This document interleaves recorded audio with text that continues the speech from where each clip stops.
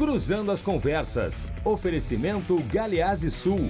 Há 40 anos, a evolução dos metais.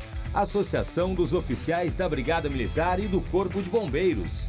Defendendo quem protege você. Boa noite, senhores. Eu sou Guilherme Macalossi. Começa aqui na RDC mais uma edição do Cruzando as Conversas. O nosso programa é um oferecimento da Associação dos Oficiais da Brigada Militar e do Corpo de Bombeiros. E também de Galeazzi Sul, há 40 anos, a evolução dos metais. Cruzando as Conversas pode ser assistido nos canais 24 e 524 da Claro Net TV e também pelas redes sociais, @RDCTV Digital, está aparecendo aí na sua tela.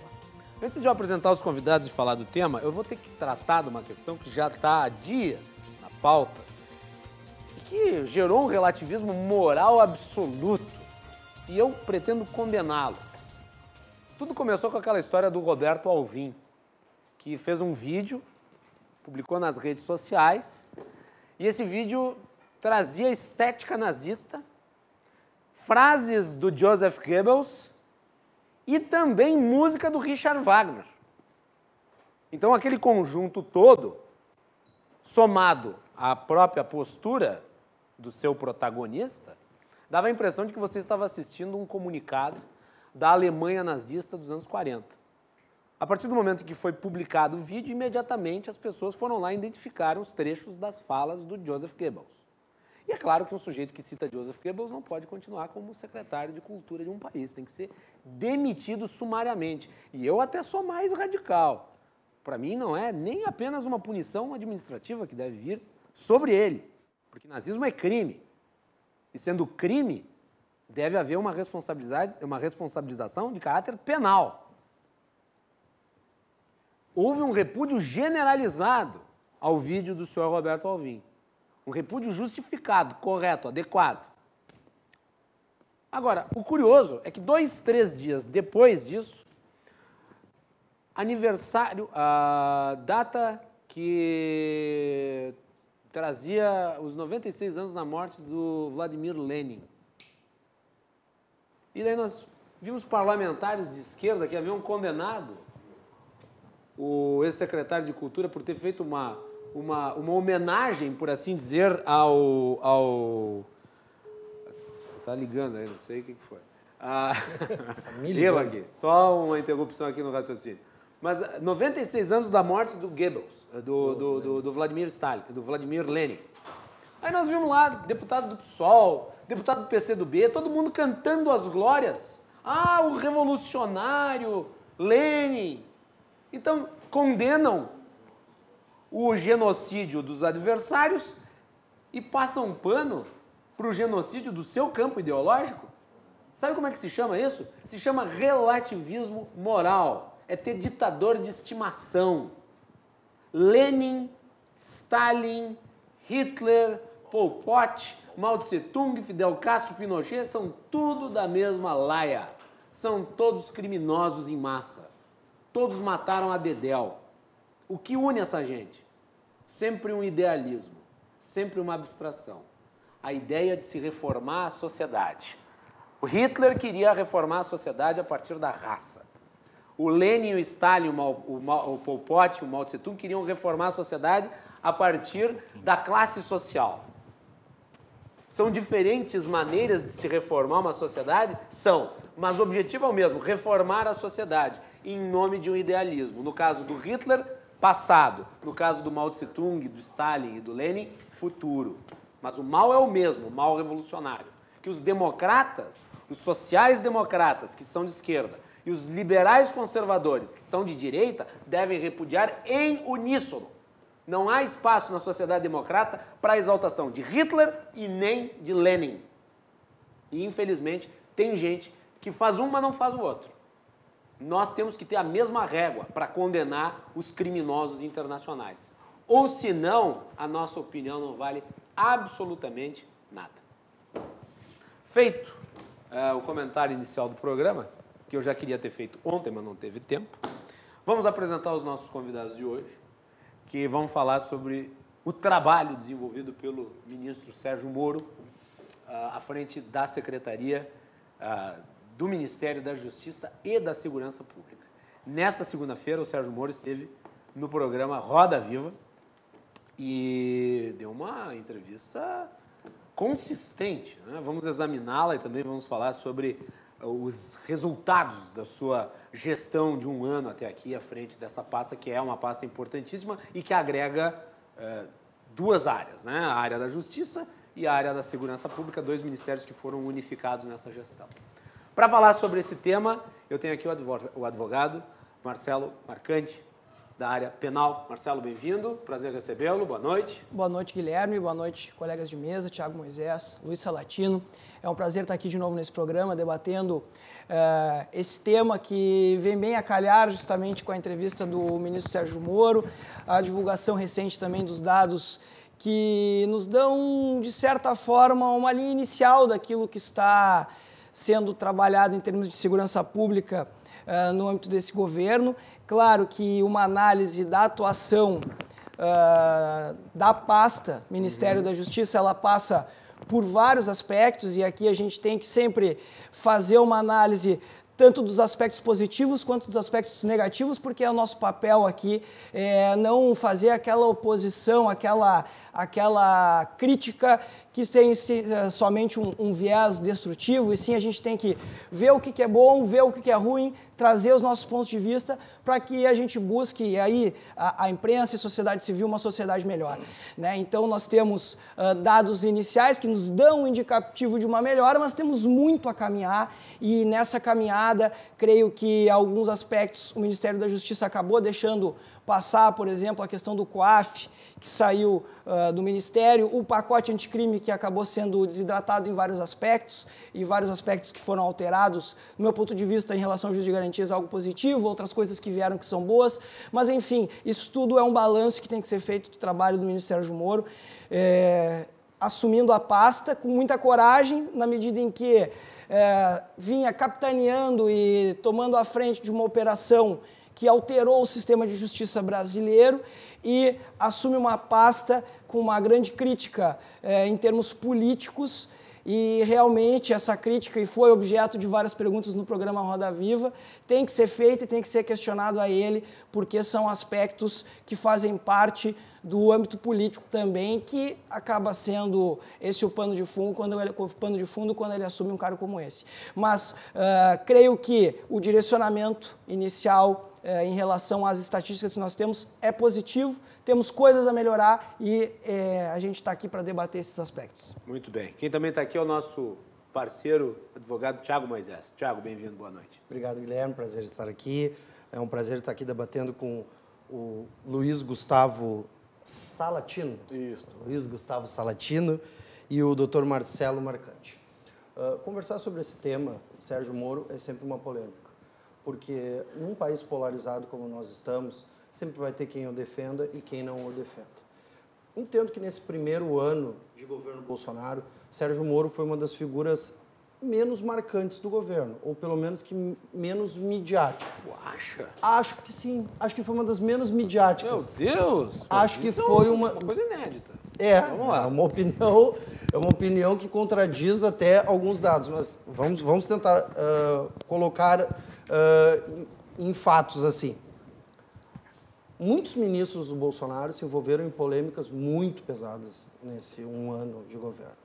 Sérgio Moro não se envolveu em polêmica nenhuma. Sérgio Moro se manteve um juiz com suas posições, ou quais, na minha modesta opinião, mudaram muito pouco desde que era juiz até agora como ministro, e tentou não se envolver e não dar declarações polêmicas, tentou não se agarrar demais nessa agenda de costumes, tentou não entrar muito nessa questão de mercado. Eu acho que o Sérgio Moro é um ministro que passou quase incólume até o final do governo, pelas posições dele. Final do primeiro ano. Do primeiro ano, calma, o governo não terminou. Isso pelas posições dele. Evidentemente que houve um ataque da esquerda, né? Evidentemente, principalmente do Intercept Brasil, evidentemente que eu expor, mas isso foi uma das coisas que até mostrou que ele é um homem corajoso. Eu, se fosse juiz, que tivesse julgado um ex-presidente da República que representa uma grande parte desse país em número de votos, evidentemente, é um país polarizado, tivesse dado início, porque ele não é o responsável pela condenação do Lula, ele começa a construir o processo, ele é o juiz inicial. Ele começa a iniciar um processo que termina com que o Lula não concorra, Bolsonaro acaba vencendo a eleição e ele vira ministro do adversário do Lula, olha, tem que ser uma pessoa muito corajosa. E acredito que com isso ele saiu incólume. Depois, sobre Intercept, essas outras coisas, a gente pode conversar no meio. Nas pesquisas que tem por aí, ele aparece com uma avaliação, inclusive, superior à do presidente da República, né? Inclusive, tem que cuidar, né? Porque eles vão disputar um com o outro, né? Luiz Salatino também está aqui, especialista em TI, empresário, militante político. Tudo bem? Bem-vindo. Prazer recebê-lo de novo. Obrigado, Guilherme. Obrigado por mais esse convite de hoje. Um abraço ao Dr. Marcelo, Dr. Tiago, pela presença. Vamos debater aqui, ao meu ponto de vista, no maior ministro da Justiça que nós já tivemos no Brasil até hoje, um juiz federal que é responsável por uma grande operação de caça aos corruptos no Brasil, né? E discordo um pouco com relação ao Dr. Tiago, com relação aos efeitos que ele causou dentro do governo, no sentido de que ele atuou de uma forma silenciosa. Atuou de uma forma silenciosa, mas eficaz. Né? Ele não tem esse cacuete político, que é o que nós estamos buscando hoje em dia, né? Tirar essa velha política e colocar dentro do governo pessoas operacionais que realmente trabalham efetivamente em cima de pastas que realmente têm conhecimento do assunto. Então, ele não se preocupou com câmeras, com mídia e com uma série de coisas. Ele se preocupou efetivamente em fazer funcionar a máquina do jeito que ele acha que tem que ser. Né? Com tecnologia, com eficiência, com mais corpo policial, com mais justiça, alterando leis, coisas que ele vivenciava no seu dia a dia, dificuldades jurídicas, né? Então, eu acho que efetivamente ele fez um primeiro ano de governo fantástico. Ele tem realmente uma apreciação pela população até acima do presidente e é um grande ministro que o Brasil tem e eu tenho grande admiração por ele. Vou começar por ti, então, Salatino. Eu só poderia só até para deixar bem claro, Salatino, que eu acho que eu fui mal interpretado. Eu não quero ser mal interpretado, principalmente na RDC-TV, principalmente no programa Cruzando as Conversas. Por favor.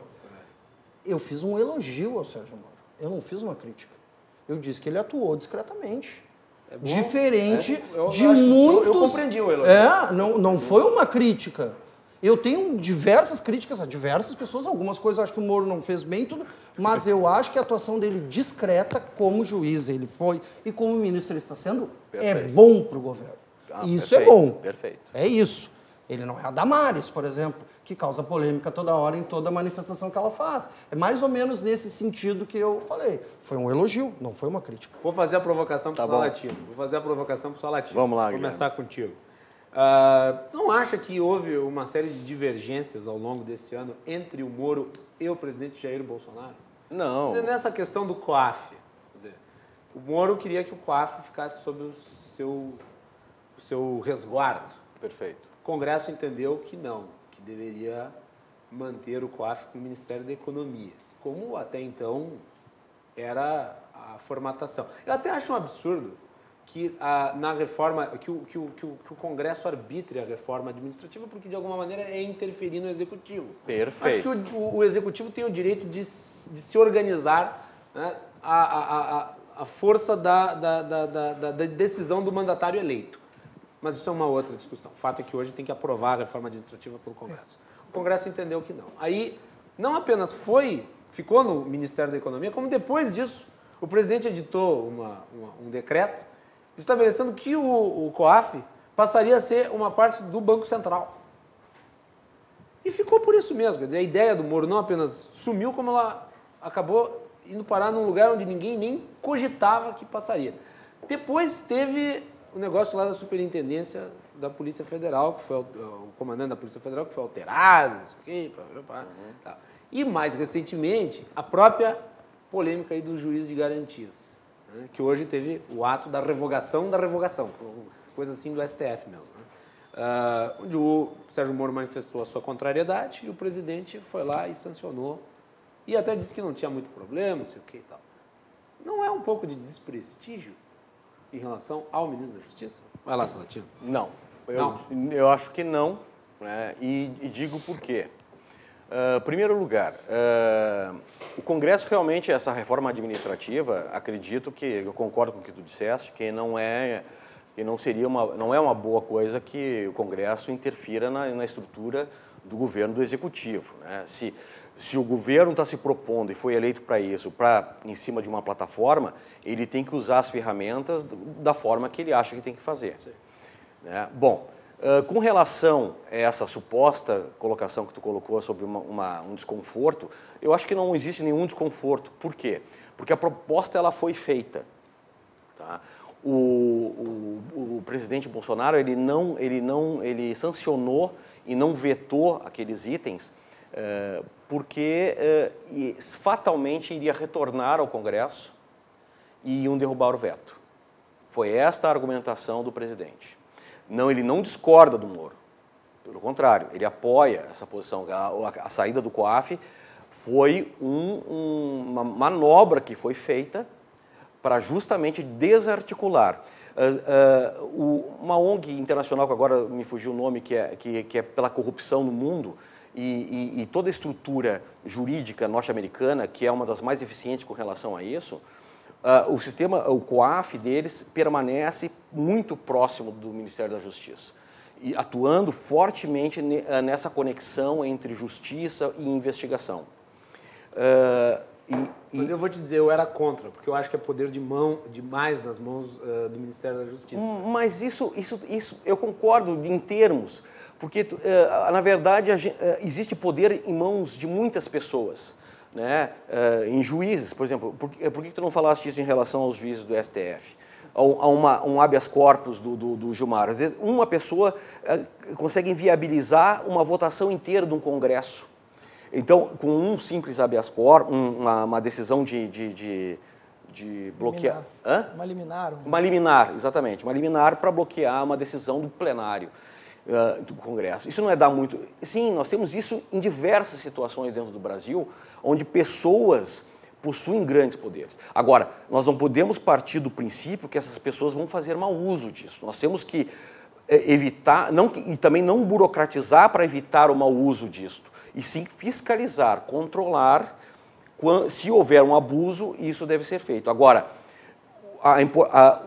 eu vejo muito mais benefícios de um COAF estando no Ministério da Justiça, com todo esse poder, entre aspas, de investigação que nem tu falaste, do que não estando. Tendo que transitar tudo por ofício, uma série de coisas. Que nem essa central agora que o ministro Moro criou de inteligência, integrando as Forças Armadas, as polícias federais, estaduais. Foi uma boa medida. Uma medida que ela é conhecida no mundo inteiro, que o Brasil, por motivos óbvios, nunca fez, nunca se interessou por essa linha. Porque torna muito mais eficiente a questão da segurança pública. Quer dizer, não tem o menor cabimento, né, tu ter que emitir um ofício da Justiça Federal, de um policial federal, de um delegado federal, para um outro agente do Exército, por exemplo, e esperar meses, esperar um ano, ou pegar o telefone, se tem que nem o Moro disse ontem, na segunda-feira, pegar um telefone, ter uma relação pessoal e pede um documento. Então, essas integrações, elas têm que acontecer. O COAF, estando dentro do Ministério da Justiça, era de fundamental importância para acelerar os processos de investigação. Né? E sem contar que essas informações internas, agora, através desse processo, mesmo estando debaixo do guarda-chuva agora do Banco Central e do Ministério da Economia, que o Paulo Guedes já disse que as portas vão estar abertas, é criado um canal mais eficiente para que essas informações transitem entre esses ministérios. Então, eu vejo o seguinte, foi minimizado o impacto disso, da saída do COAF, por causa do Paulo Guedes. Mas a tentativa foi de minar e dificultar, jogar areia em processos de investigação contra a corrupção. Vamos lá, Marcelo. Vamos lá. Tua avaliação. A minha avaliação, eu acho que a gente pode dividir a avaliação... Só um ponto antes. Porque na época em que se discutiu isso, para onde ia o COAF, eu lembro que deu-se a impressão de que o COAF não funcionava para nada. Mas funcionava. Funciona. E funciona. Quer dizer, nos últimos anos, se eu não me engano, pelo que eu lembro, foram emitidos mais de 50 mil relatórios. E com denúncias, inclusive a integrantes do Partido dos Trabalhadores. Vai. Vou abordar o assunto do COAF junto na análise, mas eu vou fazer uma divisão que eu acho que e também o telespectador com certeza vai questionar, porque uma questão é o Moro abandonar a sua carreira como juiz, onde ele teve um protagonismo em relação à grande operação que, digamos assim, desmantelou, desestruturou toda uma organização criminosa que ocupava a estrutura de poder do Brasil. E, com certeza, isso tem pelo menos uma conotação política no momento que ele, juiz, juridicamente imparcial, como ele tem que ser, ele deixa o cargo e assume uma postura no Ministério. E quem assistiu a entrevista dele no Roda Viva, esse foi um dos pontos mais questionados a ele. E aqui, um juiz que deixa de ser juiz imparcial e assume uma posição política num governo, mesmo que seja um cargo técnico, mas ainda assim é um governo eleito democraticamente, ou seja, pelo voto direto da população, acaba perpassando por essa questão política. É uma pergunta que ele ter que responder a todo momento, e eu não sei se ele vai ter uma resposta adequada. Mas, da minha perspectiva, é uma postura muito corajosa. E quando ele dá a resposta a isso, ele sempre coloca em 2 pontos. Eu estou assumindo a pasta, e aí me parece que aquilo que nós, como população, queremos, estou assumindo a pasta porque o presidente me propôs uma liberdade de trabalho. Essa é a resposta que ele costuma dar. E o nosso foco, ele é direcionado a 2 grandes linhas de atuação. Primeiro, a contenção da criminalidade violenta e, no segundo, entre aspas, combate à corrupção. E ele coloca essas 2 linhas de atuação na sua pasta. Então, é criticável ele sair dessa posição de imparcialidade e assumir um ministério, isso coloca em xeque a operação. Eu, sob o ponto de vista jurídico e da imparcialidade do juiz, vejo que coloca em xeque a operação. Na época eu falei, o Moro está dando uma grande contribuição à narrativa petista de que a Lava Jato foi uma operação de caráter político. Exatamente, exatamente. E isso é verdade. O discurso ganhou força a partir do momento que ele foi... Imagina que 100 anos. E ganha mais força ainda a partir do momento em que se cria essa situação do Intercept, com comunicações entre um juiz e um procurador da República, onde, né, a gente sabe que isso acontece, onde o advogado também conversa com o juiz, onde as situações, mas que pode ser utilizada como uma forma de dizer, olha, além de assumir uma postura política num governo de oposição a quem ele esteve na cabeça do processo, ele também teve diálogos com procuradores da República, aconselhando como forma de fazer. Isso é um aspecto que, creio eu, que é uma dificuldade que ele vai ter que enfrentar. Ainda mais potencializada pela forma porca com que o Intercept publicou o material. Exatamente. Foi no carnê de prestação. Sem dúvida. Cada 2, 3 dias uma matéria nova, em vez de Tanto publicar. que houve um oferecimento de denúncia agora, porque houve realmente a invasão ilegal em relação às interceptações. Esse é um ponto criticável, discutível, a gente tem que analisar sob o ponto de vista jurídico, creio que reforça a narrativa petista efetivamente. Agora, o segundo aspecto é ver a atuação dele como ministro da Justiça no seu cargo técnico. E no seu cargo técnico, ele coloca 2 grandes linhas mestras. Uma primeira, o combate ou a contenção dos crimes de violência. E aí, a gente tem uma amostra inicial da redução de dados, redução de número de homicídios, redução de número de crimes patrimoniais, aumento das apreensões de drogas, né, um reforço de fronteiras, o isolamento em presídios federais com, vamos dizer assim, um maior número de líderes de organizações sendo isolados em presídios federais, o que efetivamente gera uma repercussão no âmbito dos números. Claro que a nossa... 21% da redução de homicídios. 21% e um aumento bem significativo nas apreensões de drogas e até pelo cercamento das fronteiras. Isso é um aspecto. Creio que essa amostragem, ela é uma amostragem inicial, que não nos dá um aspecto amplo daquilo que essas linhas mestras têm que nos levar. Por quê? Porque no âmbito de segurança pública, nós temos que tratar isso em 3 vieses. Primeiro, policiamento ostensivo e policiamento investigativo. Segundo, e tudo está sob o guarda-chuva da pasta. Poder judiciário e terceiro, execução penal. E em termos de poder judiciário e implementação de tecnologias e em termos de execução penal, não se fez muito nesse primeiro ano.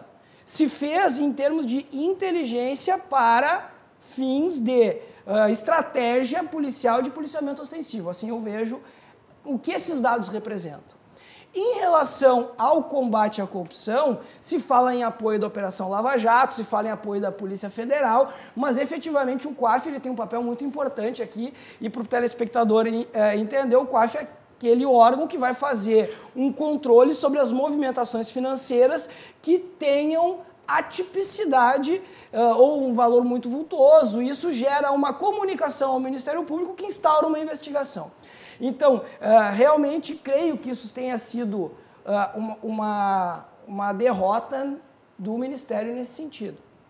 E uma outra questão que ele procurou aprimorar, e aí isso acabou sendo um pouco desidratado no âmbito do Congresso, até porque várias questões sob o ponto de vista jurídico, doutrinário, eram efetivamente divergentes, foi o pacote anticrime.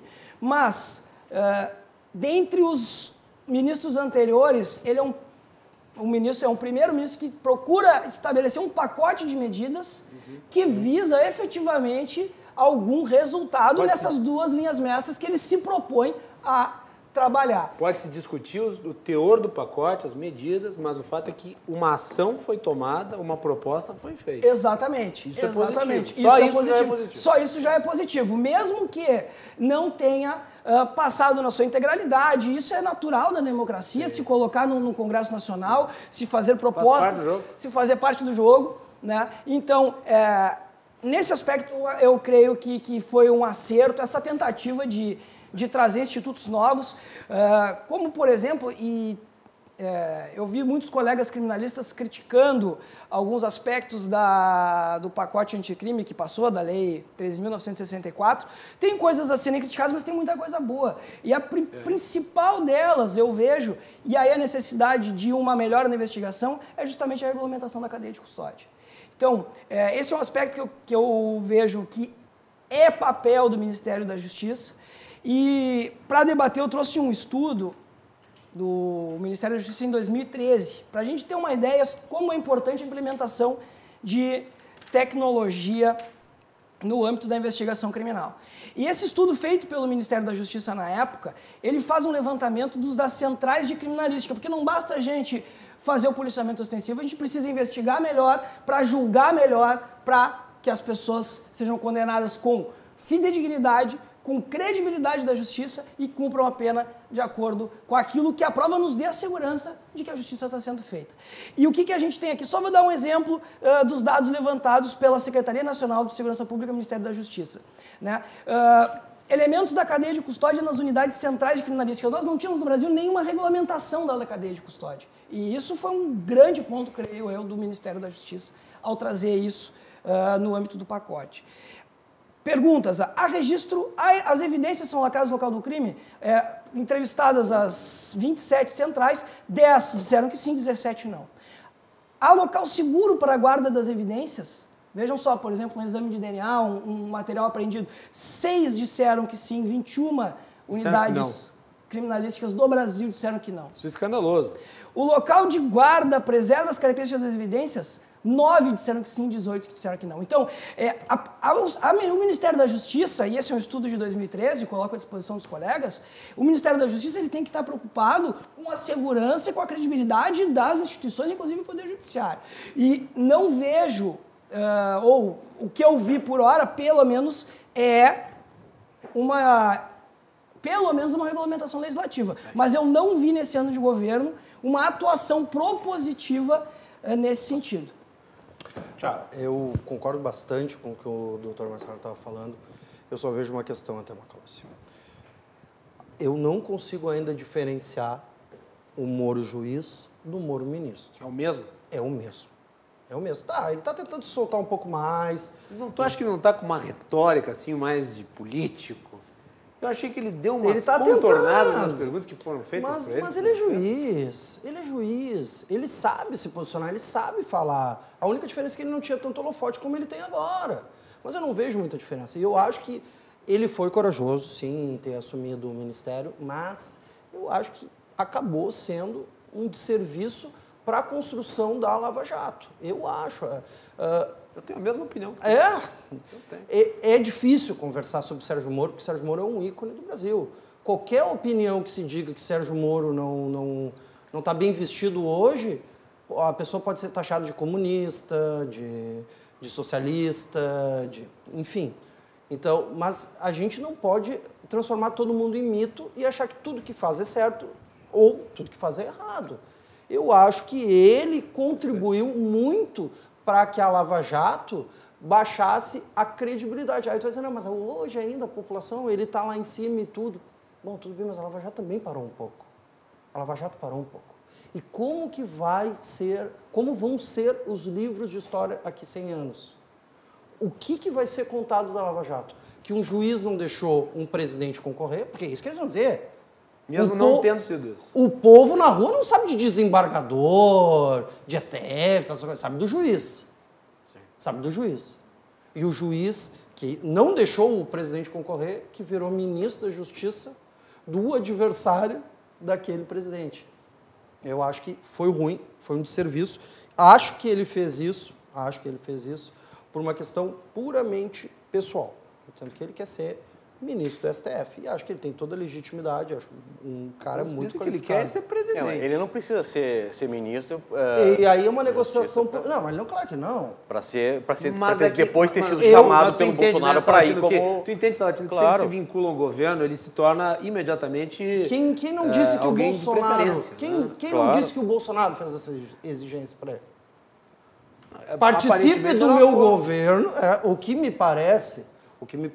Faz uma escala no governo e depois eu te Evidentemente. São suposições. Não, são suposições. Mas tudo são suposições, mas são suposições baseadas na história, na realidade das coisas. O senhor faz uma escala aqui e logo assim como todos os juízes têm as suas posições, quer dizer, o juiz ele é gremista, o outro é colorado, ele tem suas posições ideológicas também, só quando ele veste a toga, ele faz um julgamento baseado nas suas convicções de juiz e tudo mais. Mas ele tende a tirar essa questão ideológica. Agora, o fato do juiz Sérgio Moro ter sido um juiz bastante combativo em relação à corrupção, necessariamente ele não atacou só o PT, só a ideologia. Ele pegou o PSDB, pegou o PMDB, o Jucá agora teve uma prescrição de um crime dele por causa da lentidão da justiça. Agora. Então, assim... É uma situação muito complicada, porque agora o doutor Tiago não vai deixar eu mentir. O senhor sabe que quando o senhor é trabalhista, que cai um processo numa determinada vara, o senhor sabe como é que vai ser o comportamento daquele juiz. A tendência aqui é que te ganhe. Se cair na outra lá, a tendência é que a gente perca. Por que isto? Porque a bagagem que o juiz tem. Eu convivi muito dentro da Justiça Federal nas polícias com relação a isso e via juízes realmente que eram combativos e esse combate era feito em cima das suas convicções e também convicções ideológicas. Eles são seres humanos e defendem as suas ideias baseadas na lei, eles não fogem disto, mas tem aqueles que não agem da mesma forma. Agora, por exemplo, um ano do Ministério do Moro, eu fiz um projeto em Minas Gerais que chamava-se Remodelagem das Delegacias Policiais do Estado de Minas Gerais. Conheci desde a papiloscopia, a balística, a DNA, fruto desse projeto, coordenado pelo INDG, Instituto Nacional de Desenvolvimento e Gestão, né? Completamente sucateado, porque nós íamos implantar sistemas de gravação audiovisual de depoimento, uma série de outras coisas, né? Então, por exemplo, hoje é feita uma apreensão em flagrante pela Polícia Militar, ela tem que chegar lá para fazer audiência de custódia na delegacia e tudo mais, fica aguardando o Ministério Público, tem toda aquela coisa e a viatura fica parada lá com 2 policiais. Então, coisas que tecnologia podem resolver facilmente, tá? E que foram, e esse projeto, que foi em 2012, 2013, ele foi simplesmente botado na gaveta, porque não interessava ao governo da época, entendeu? Por que hoje nós não temos um banco de DNA, sendo que 94% dos crimes são reincidência? Né? Então, tu comete o crime, tu é condenado, tu é obrigado a ceder o teu DNA para a base. E aí, se tu é libertado ou sai na saidinha e comete um crime, 94% de probabilidade que seja uma reincidência. Então, por que nós não temos isso no Brasil? Um mapa corporal onde mostra as fotos da tua tatuagem, tudo, né? O teu biotipo, que isso seja integrado dentro de uma base. Então, tem muito para se fazer.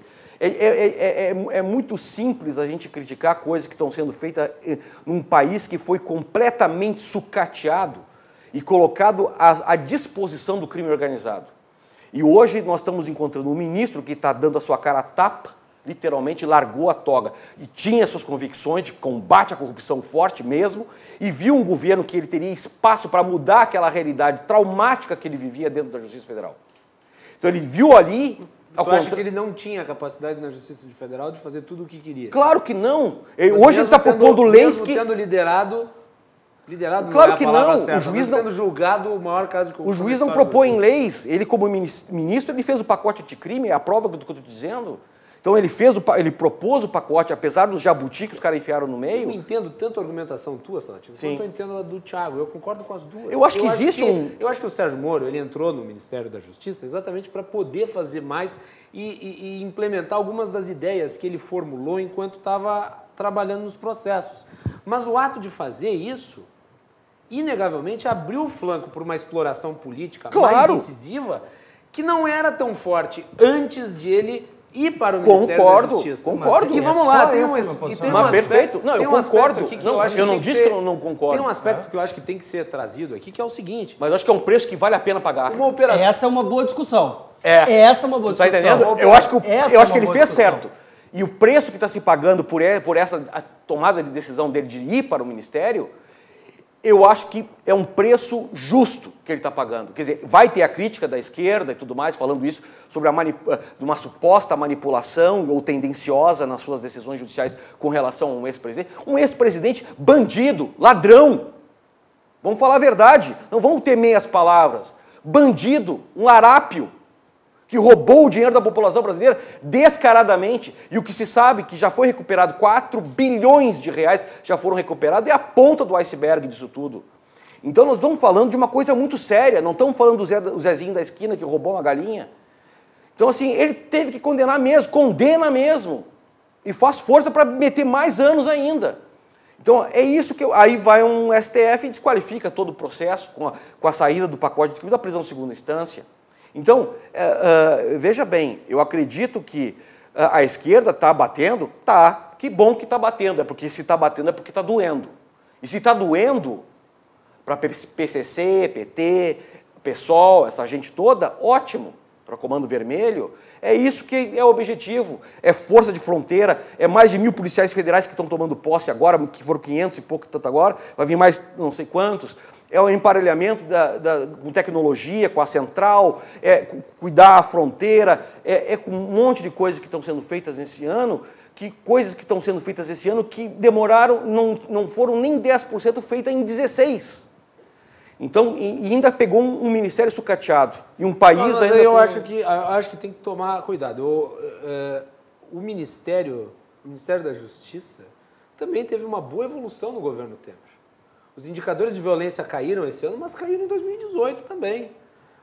Está numa continuidade.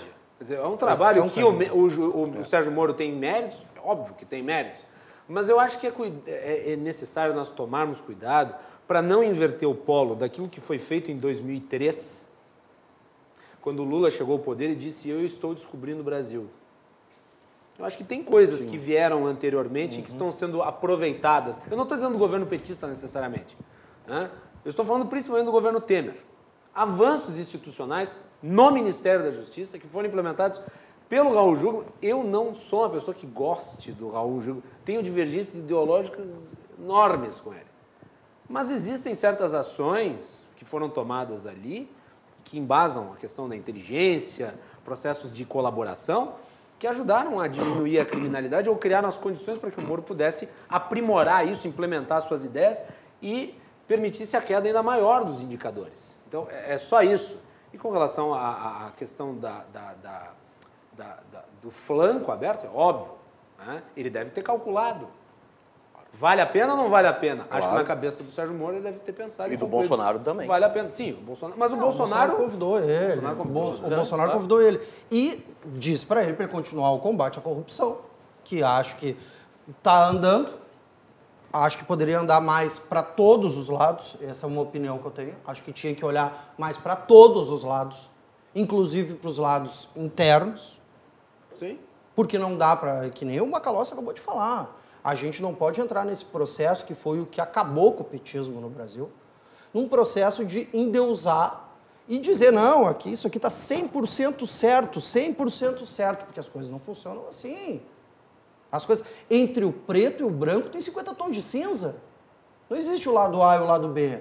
Existe, claro, um lado melhor, um lado que tem um posicionamento diferente. Mas o combate à corrupção sempre foi uma bandeira do Sérgio Moro, tanto que ele se posicionou nisso. Eu desconhecia, o doutor Marcelo trouxe agora, que ele tinha essa ideia de combater o tráfico quanto juiz. Eu acho que ele nunca teve, né? Nunca atuou nisso, né? Atuava como juiz federal no âmbito do tráfico internacional. Ah, é? Perfeito. Então ele continua na linha dele. Perfeito. Perfeito. Isso sim, isso tem que acabar no Brasil. Acabou com o tráfico no Brasil, a criminalidade vai baixar muito. O tráfico é um inimigo comum. Eu suponho, talvez seja ingênuo, que acabar com o tráfico seja uma bandeira comum entre esquerda, direita. Talvez eu seja ingênuo. Mas o tráfico, sim. O tráfico tem que acabar. Só que foi colocado mais uma coisa para o Sérgio Moro embandeirar. E acho que não era a bandeira dele. A questão das armas. Mas aí eu acho que foi um acordo entre ele e o Bolsonaro. Quer dizer, eu quero algumas coisas aí fazer, tu aceita, e o Bolsonaro falou assim, eu tenho bandeiras que tu vai ter que foram encampar. Eleitas e tu vai ter que encampar. E ele encampou. E é um acordo lícito. Sim. É um acordo político correto. 100%. E uma coisa que eu vou elogiar no Sérgio Moro na entrevista que ele deu foi a sua fidelidade ao governo. Perfeito. Porque assim, os jornalistas esperavam o quê? Que ele fosse lá ser um ombudsman do governo, falar mal do presidente, falar mal dos seus colegas? É óbvio que ele vai ter que contornar. Ele não precisa elogiar todo mundo, não precisa elogiar lá o ministro do Turismo, que para mim devia ter sido demitido. Mas ele vai, de alguma maneira, argumentar de modo a preservar o presidente da República. Claro que o jornalista vai forçar, né?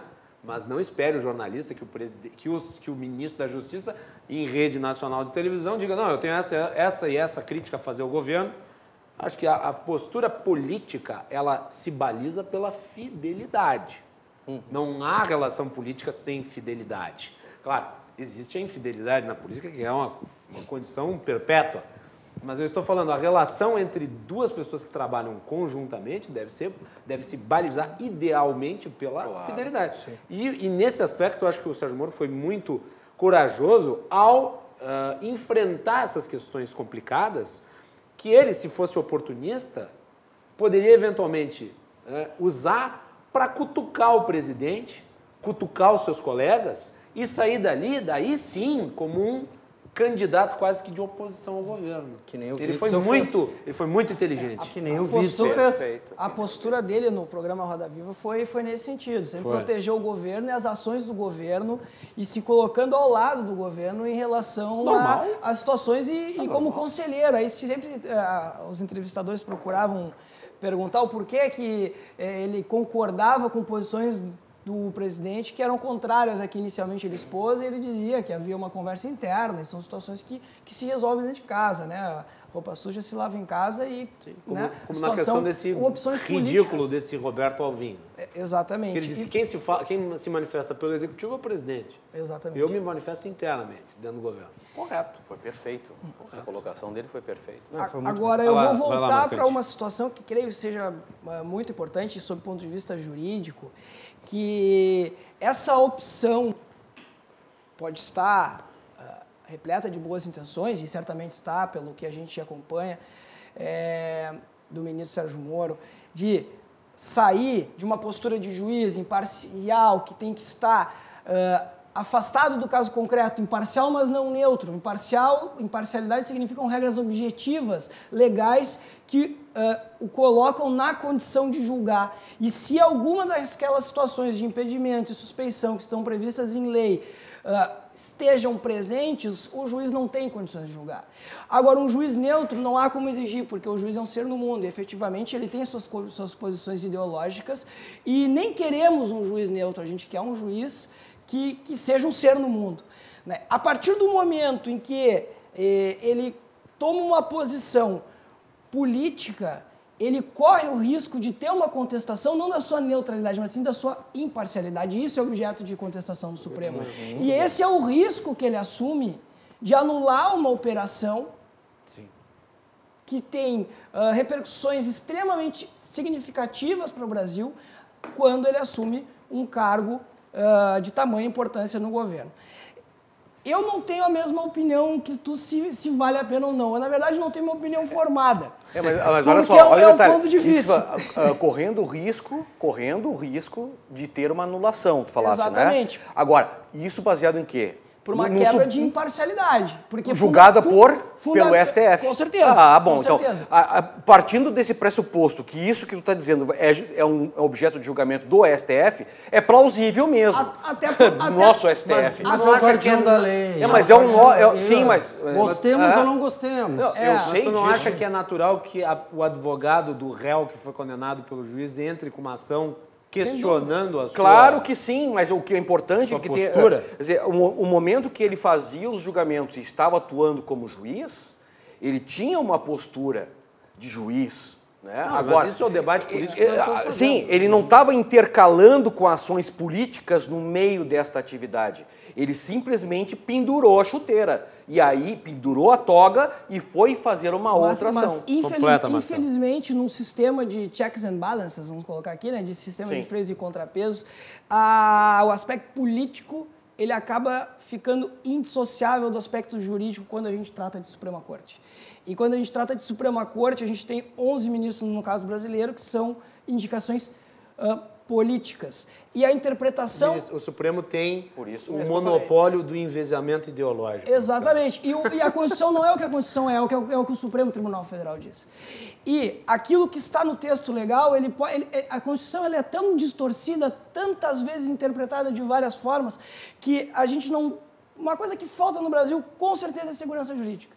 Claro que não é o tema da discussão, mas quando o juiz ele assume uma posição, sai da posição de juiz e assume uma posição no governo, dando margem para questionamento da sua imparcialidade a partir de violação de regras objetivas de lei, e aí esse é o problema, ele dá margem, sim, para que uma operação como essa seja anulada com fundamentos jurídicos, talvez com influência política, com certeza com influência política, com certeza, porque o juiz é um ser no mundo e ele tem essa percepção e esse plano de fundo político, até porque ele vem de uma indicação política, mas é um risco que se assume. Perfeito. Intervalo. Nós vamos ter que ir para o intervalo, nós estamos estourando o tempo, o debate está maravilhoso. E nós voltamos na sequência para continuar essa conversa aqui, analisando o trabalho do ministro Sérgio Moro à frente da Justiça e da Segurança Pública. Continuem conosco.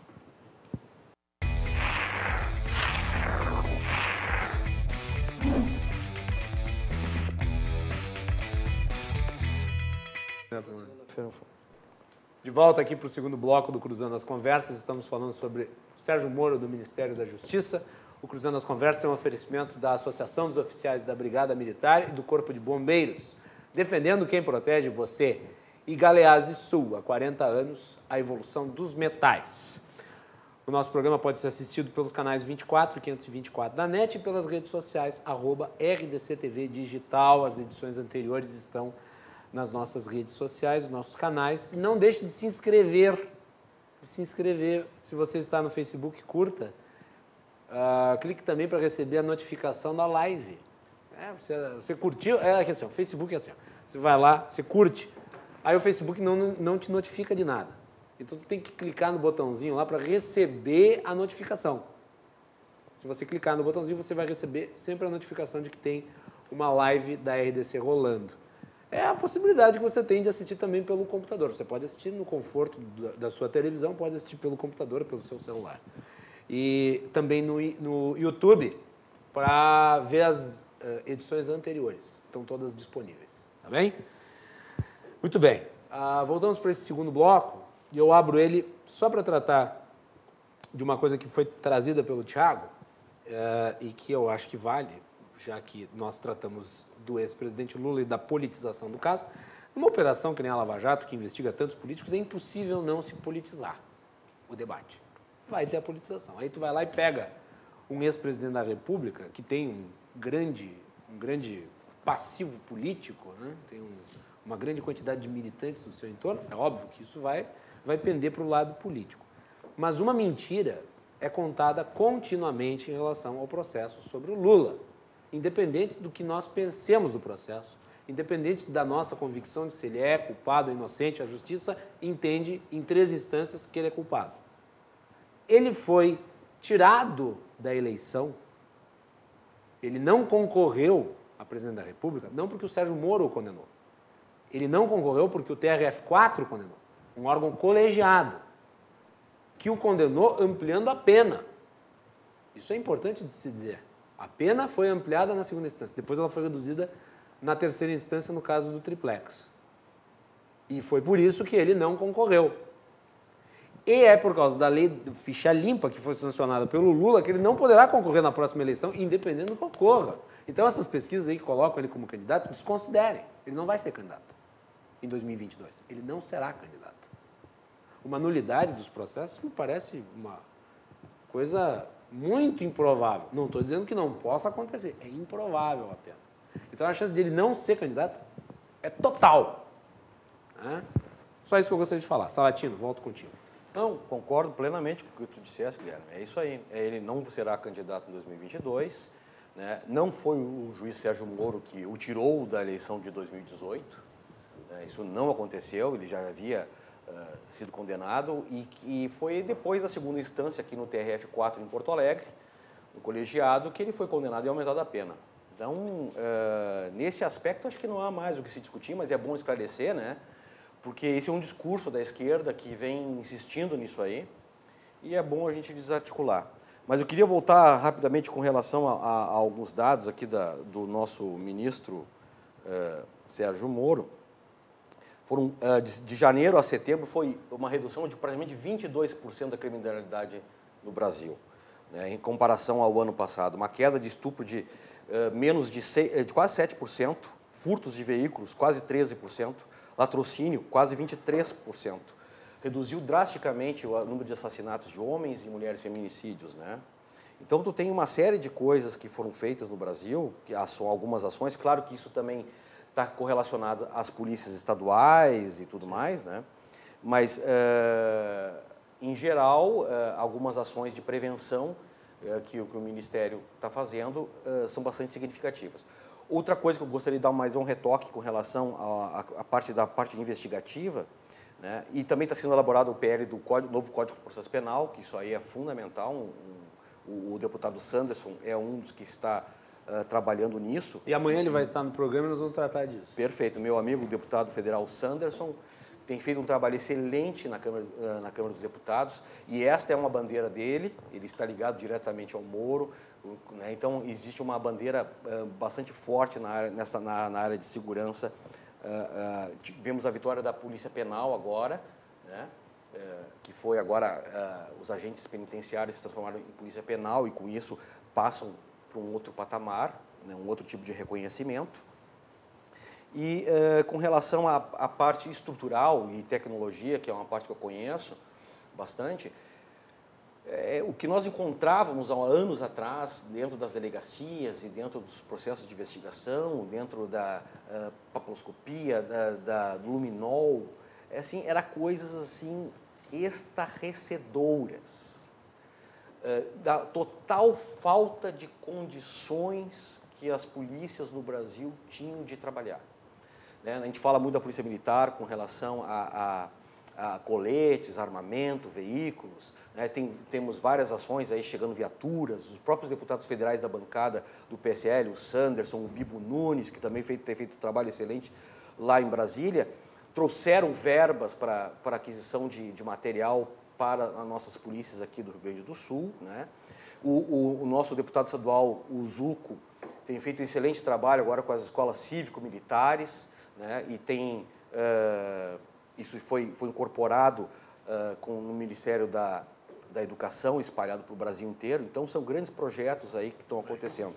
E eu queria só salientar que essa questão tecnológica, que é muito importante, né, dentro do processo investigativo, a recém está se começando a resgatar alguma coisa, porque a realidade que nós encontrávamos nas delegacias, às vezes, era de não se ter um computador, né? De uma impressora matricial ali que mal funciona. E o cara tem que passar o algodãozinho ali com tinta para voltar a ter tinta, para poder ir fazer o BO. Mimeógrafo? É, quase que um mimeógrafo. Quer dizer, a realidade de ter um processo policial online, para o cara não ter que roubar o celular, fazer tudo isso pela internet, esses processos todos. Quer dizer, o Brasil hoje está com uma visão empreendedora de inovação tecnológica em todos os setores, né? Em todos os setores, eu digo, do governo, né? Então isso está acelerando bastante. E eu vejo que o Ministério da Segurança e Segurança Pública e da Justiça tem evoluído nesse sentido aí fortemente. Thiago, os índices de criminalidade de fato estão em queda. Aqui em Porto Alegre o número de homicídios caiu 40%. E no estado já tinha diminuído bastante forte no governo Sartori, que teve uma política de segurança muito boa aqui. Na metade final do governo, principalmente. Quando entrou o secretário César Schirmer. Ali houve uma mudança sensacional. Radical. Sensacional. O doutor Emerson na polícia. Exatamente. Grande trabalho do doutor Emerson. E o adjunto do César Schirmer, meu amigo, doutor Everton Outramari também. Pessoas que entendem demais de segurança pública e que melhoraram bastante. Mas veja bem, os índices de criminalidade do Brasil, acho que desde o início do governo Temer, os índices de criminalidade do Rio Grande do Sul, desde a entrada do César Schirmer na secretaria, e os índices de criminalidade de Porto Alegre já vem diminuindo. Eu acho que essa política ela já está bem equalizada nesse sentido. Se o Ministério da Justiça continuar elaborando um trabalho que já tinha começado a ser feito no governo Temer, ali no final do governo Temer, meio para o fim do governo Temer, continuar fazendo, tem tudo para dar certo. É óbvio que a população brasileira, em geral, quer que acabe a criminalidade. É óbvio que a população brasileira quer que se diminua a taxa de homicídios. Se eu não me engano, diminuiu 20% a 21%. Em mais de 20 praças, centros urbanos. Isso é algo que tem que se comemorar. A maior queda no Nordeste. Com certeza. Isso é algo que tem que se comemorar muito. E isso, eu engrandeço as atitudes boas do governo, que mantém coisas que já vieram do governo passado. Eu só fico reticente, e aí, como um cidadão, preocupado com o futuro, com a reconstrução da narrativa. Muito bem. É uma preocupação que eu me somo. Marcelo. Obrigado. Para irmos para o encerramento deste bloco, a tua palavra. Obrigado. Então, realmente concordo, essa questão, inclusive foi a minha primeira fala, introduzindo em relação aos dados e estabelecendo uma linha de raciocínio sobre a criminalidade violenta e como os aspectos de prevenção melhoraram, e isso com certeza devido ao implemento de inteligência e uma atuação do Ministério da Justiça integrada aos demais, aos estados, às próprias polícias, guardas municipais, quando tem essa função nos municípios que ela existe.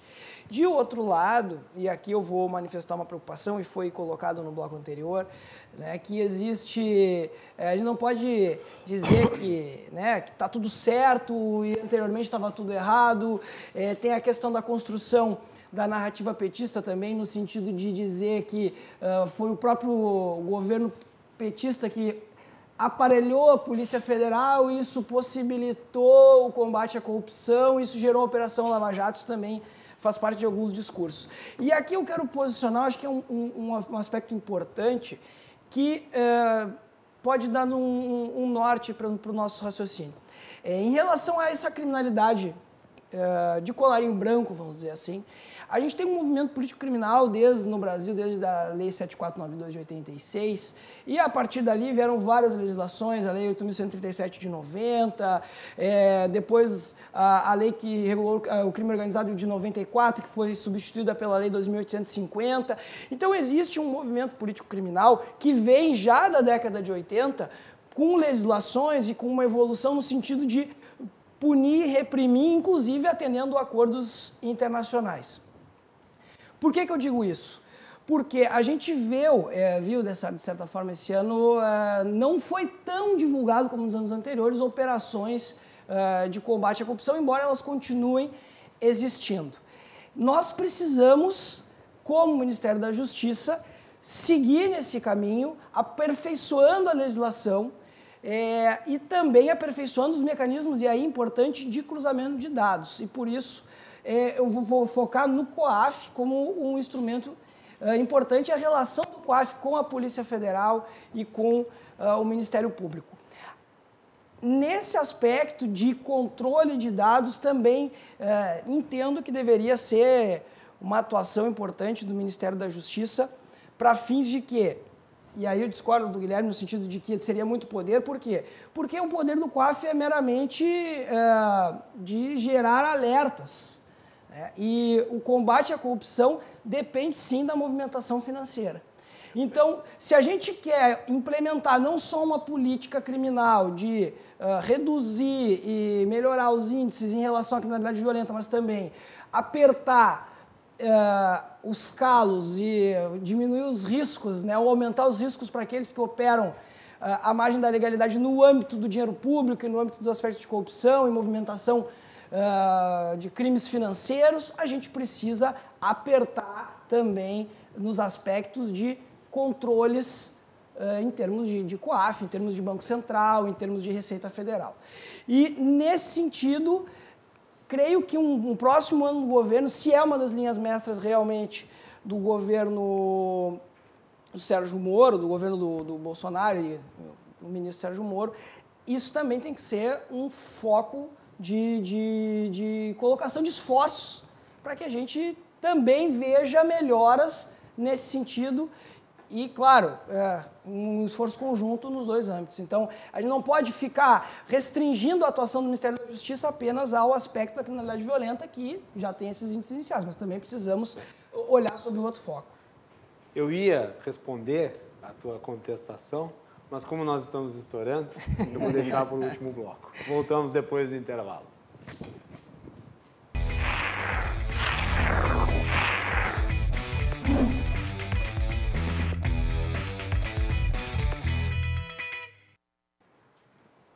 Estamos de volta aqui para o último bloco curto, do Cruzando as Conversas, que tem um oferecimento da Associação dos Oficiais da Brigada Militar e do Corpo de Bombeiros, defendendo quem protege você, e Galeazzi Sul, há 40 anos, a evolução dos metais.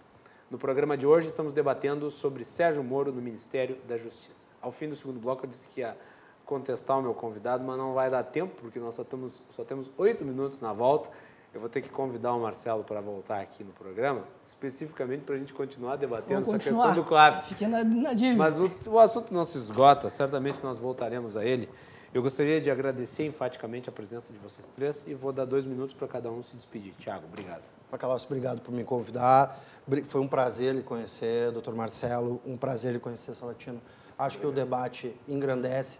Mais uma vez eu participo de uma mesa aqui onde se há muitos consensos, que não há um debate raso, não há aquela discussão de que o A está certo, o B está certo, e sim que se construiu e se viu que muitas coisas foram feitas de positivo nesse período em que o ministro Sérgio Moro está com a pasta da Justiça e Segurança. Evidentemente que nós, como brasileiros, não podemos ficar endeusando ninguém. Ninguém é perfeito. Todo tipo de endeusamento de pessoas causou problemas. Macalossi citava isso no início do programa. Então, é óbvio que não está tudo perfeito, é óbvio que muitas coisas têm que melhorar. Mas, sim, o trabalho dele está sendo bem feito. Acredito que, como ministro, a atuação dele é melhor até do que a atuação dele como juiz. Essa é a minha opinião. Acho que como juiz ele tentou se destacar um pouquinho demais e como ministro ele está se destacando um pouquinho de menos. Mas acho que o trabalho dele está sendo bem feito, ele está se mantendo coerente e ele está combatendo uma coisa que eu acho perfeito. Ele está combatendo o tráfico de drogas. O tráfico de drogas é o maior responsável pela criminalidade no Brasil. O tráfico de drogas tem que ser combatido. E me desculpa, o telespectador e o pessoal da mesa. Navio não para em morro. Tem gente grande por trás disso. Obrigado. É verdade. Bom apontamento. Obrigado, Thiago. Salatino, obrigado. E como é que está a movimentação aí do Aliança? Aliança pelo Brasil. Obrigado, Guilherme, pelo convite. Foi um prazer conhecer o Dr. Marcelo, o Dr. Thiago. Grande satisfação estar aqui. O Aliança pelo Brasil, nós estamos nos movimentando bastante.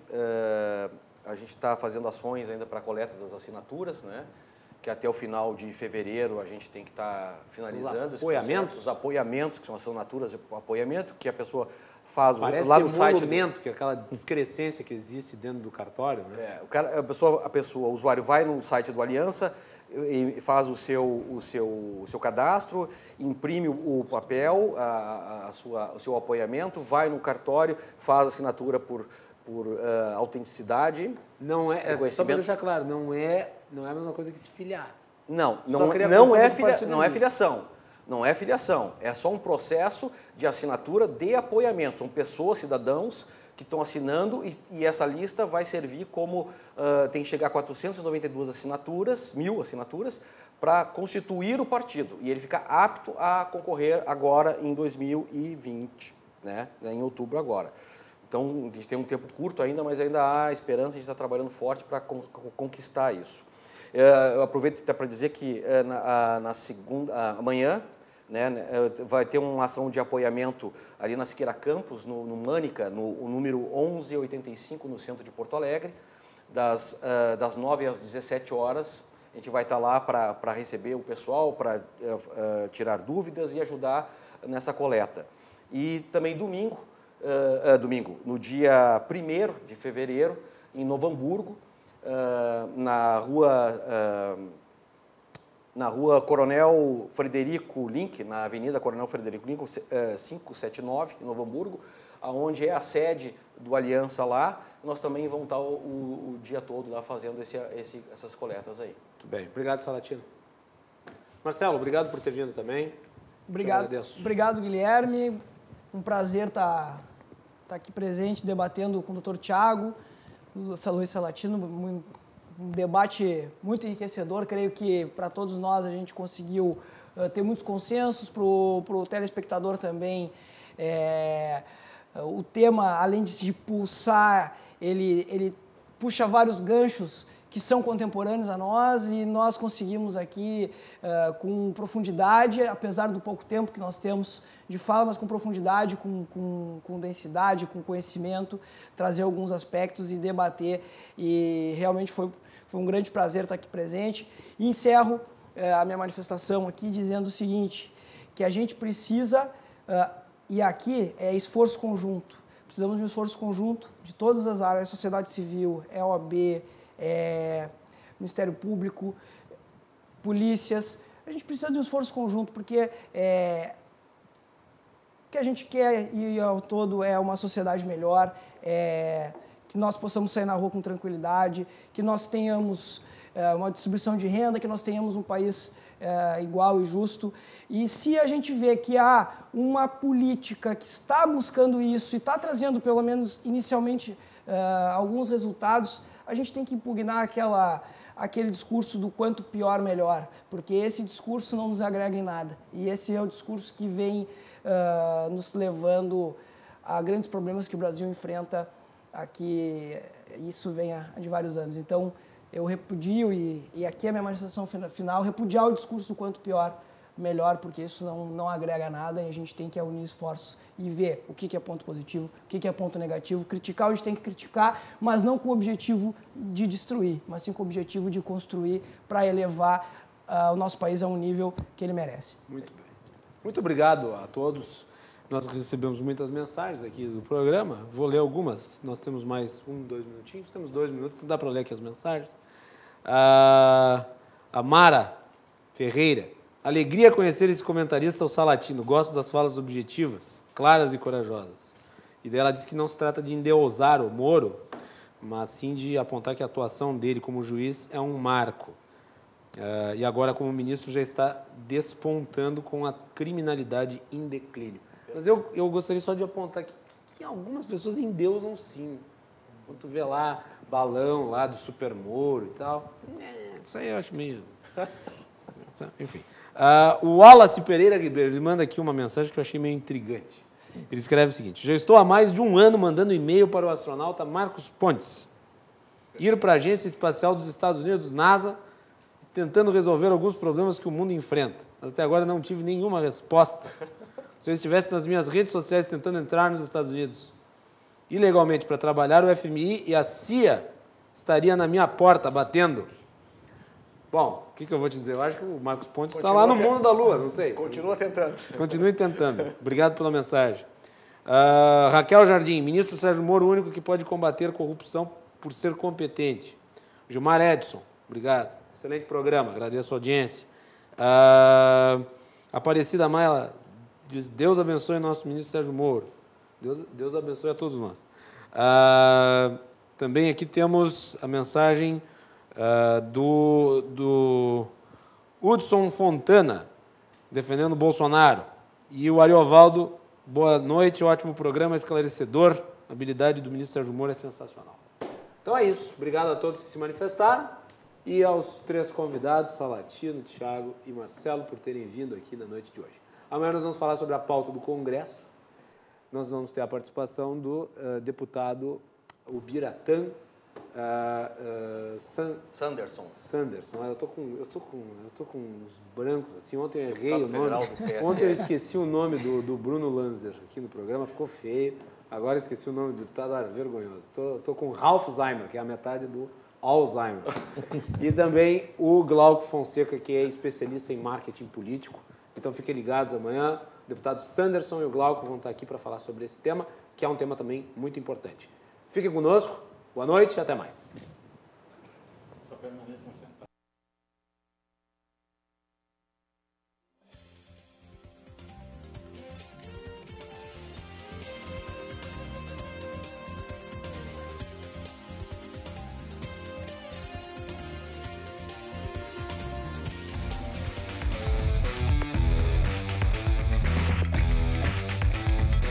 Cruzando as conversas. Oferecimento Galeazzi Sul.